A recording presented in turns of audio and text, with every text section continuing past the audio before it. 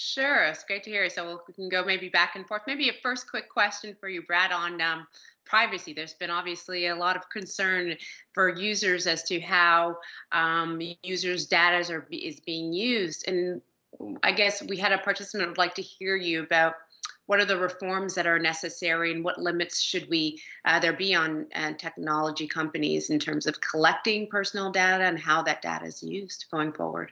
It's a great question, and I would start with where we are today. And where we are today in a place like Canada is having strong laws at both the national and the provincial level. That is not true of the United States, although I'll wager that that could well change in the next 12 or 24 months. But we need to ensure that there's the right kind of transparency under the laws that exist today that ensure that people know where their data is being stored, how it is being used, that ensures that they remain in control of it. That would be the first thing. The second thing is, as we've said, we need to start to think about the kinds of privacy laws we're going to need 5 years from now and not just today. Yeah.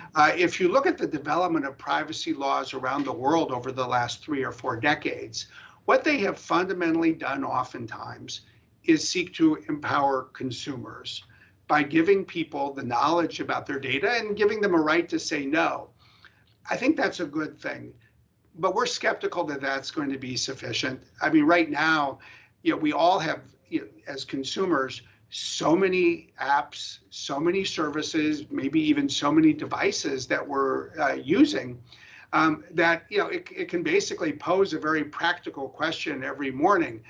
Do we want to spend our day managing our data, or do we want to have a life?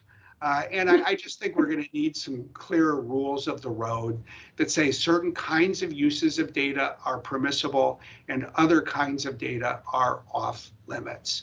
And that goes not just to avoiding the reselling of data, but putting some clear limits on the monetization of people's data, the use of it for every advertising purpose under the sun, thinking about the kinds of harmful uses of data when we ask ourselves about broader societal implications, the kind of data mining that can end up intentionally or otherwise leading to discrimination against certain groups economically, racially, or the impact on indigenous peoples. So there is a broadening debate that we need to have.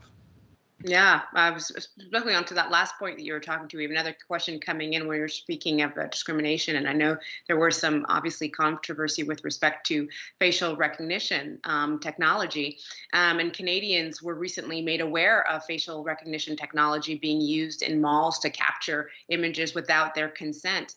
What are the principles that should frame regulation in the use of the facial recognition technology in the collection of data? Once again.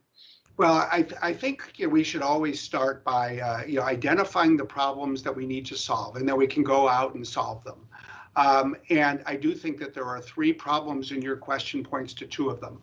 One is facial recognition technology that doesn't, frankly, just perform as well in identifying people of one gender or race compared to another, and can lead to discrimination against them. Mm-hmm. And that's why we've been an advocate, for example, of just starting by requiring that everybody who operates in this space must make available their technology for testing so that people can see how services compare, and that puts the market to work. Second, I do believe that there are very important questions that should be addressed in places like retail stores, shopping malls, and the like. There should be limits around how data that is collected that way can be used without someone's affirmative consent. There should be obligations for transparency so that people know when there are cameras that are being used to identify them. And I think that there's a societal conversation about just how comfortable people are, being followed around and having what they're picking up or buying, recorded and potentially shared. And then I think there's a third issue of great importance, which is when can the public authorities use facial recognition, for example, to identify peaceful protesters? This is something we're seeing around the world. I personally worry that it's the kind of government activity that can have a chilling effect on the right to assemble, which I think is a fundamental part of democracy. Washington State, where I live, became the first place in the world earlier this year to say that law enforcement cannot use facial recognition to surveil peaceful protesters who are exercising their First Amendment rights under the US Constitution. This, too, I think, is part of the conversation we need to have in Canada and everywhere. Good point. So how do you think we can, I guess, almost accelerate this conversation? Because I think on these two questions, whether it be with privacy or just regulation, as you were having this discussion with earlier on with Elsa, there's been a willingness to identify the issues. You've even been much more vocal than your peers have been in terms of wanting to go to regulation, but it seems like whether it's policymakers or legislators that are just not up to date with how the technology works, that there's a difficulty in understanding, where do you start? How do you move forward? How can we really stop playing catch up in terms of regulating? Well, yeah, in some ways, I would say this is like everything in every area of government and every aspect of life itself. The sooner we start, the sooner we'll get somewhere. I think one of the challenges we sometimes face with technology issues is we start by talking about how hard and big they are without appreciating that, in fact, we mostly know a lot more than we think. And we don't need to solve every problem in order to solve some. And I'm a big believer myself in just starting to innovate, whether we're in the world of technology and business or in the world of government itself. We were big proponents, advocates, if you will, of this law that was adopted in Washington State to put some guardrails around facial recognition.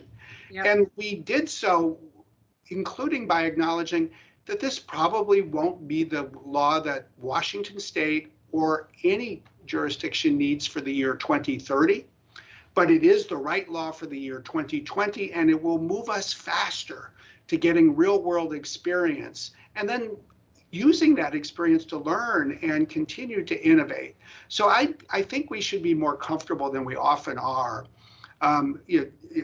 bringing into the world of legislation for technology the same spirit of innovation that we use to create technology itself.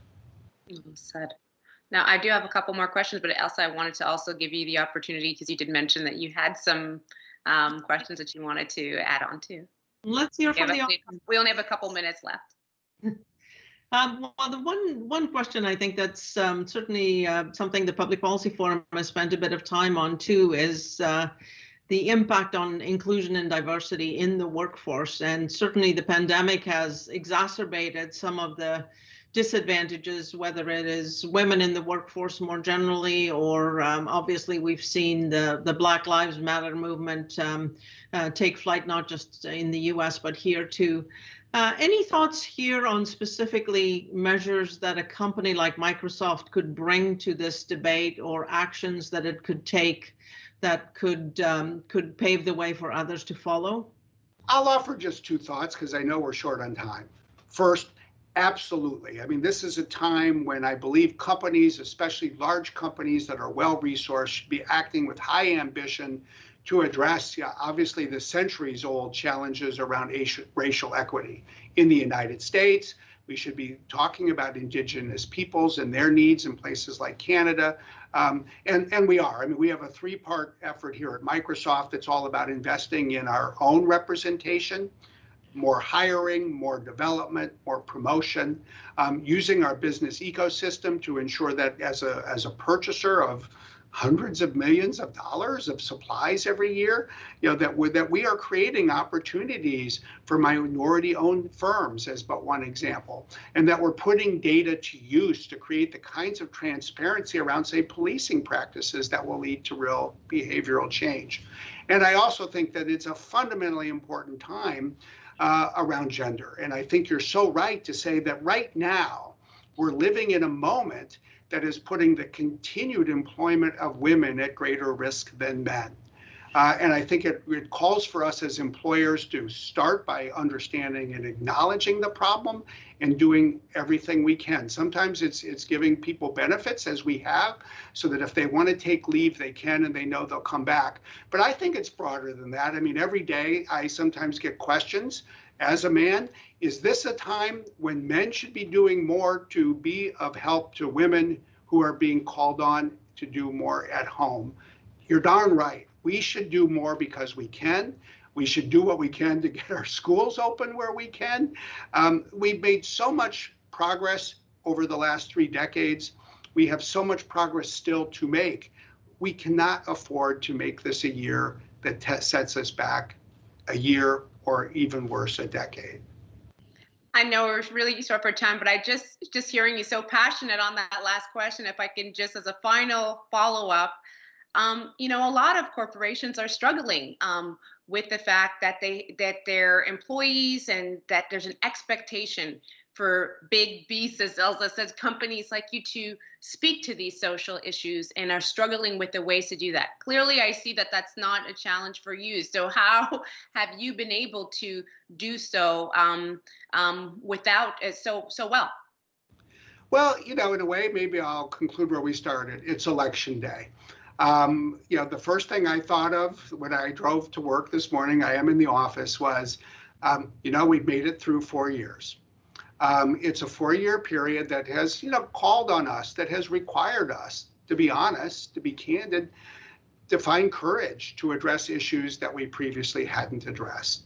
You know, we've had to speak up. You know, as a company, Microsoft was the one company that went to the United States Supreme Court for the needs and rights of kids, immigrants, under our Dreamers program. We have found our voice. And, you know, what I've learned as much as anything else is you don't get a long distance by taking a single leap. You take a series of steps. But each day when you take a step, you find more courage, you develop more insight, you get smarter about how to keep moving forward.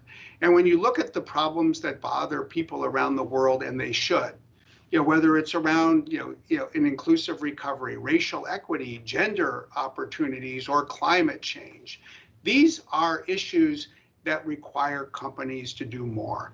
And we need to be thoughtful, but we've learned, you know, it can be done. We can do more. And regardless of who wins this election in the United States tonight, we're going to go into the next 4 years with the capability that we didn't have 4 years ago. And I'm happy that we have found our voice. Well said. Thank you so much. On that note, let me just thank you both, to you, Brad, and to you, Elsa, for that great discussion. I think we could have gone on for quite some time. So thank you so much. And again, to our lead partners, Microsoft, of course, CIBC, and to our supporting partners as well, the Business Development Bank of Canada, Bell, the Canadian Bankers Association, the Chartered Professional Accountants of Canada, the Canada Pension Plan Investments, Deloitte, the National Public Relations, and of course, the Global Mail. Just to let you know, our next session will be this Thursday on November 5th from 2 to 3. It will be featuring a panel discussion on the global ripple effects of, guess what? Maybe the results we'll be getting tonight, or not. We'll see. But we'll be discussing it on Thursday anyway, with Janice Charette, the High Commissioner for Canada to the United Kingdom, with Jonathan Freed, the former personal representative of the Prime Minister to the G20, as well as the former Canadian ambassador to the WTO, as well as Guy Saint-Jacques, who's the former Canadian ambassador to the People's Republic of China. So I'd also take this time again to thank you for being with us, everyone. I'm sure you enjoyed this conversation. I sure did. And I will remind you to check with FeedLoop as well as the PPF website for all the latest Rebuild Canada Growth Summit updates. Au plaisir de vous revoir bientôt. See you all Thursday, and have a great rest of the day. Thank you.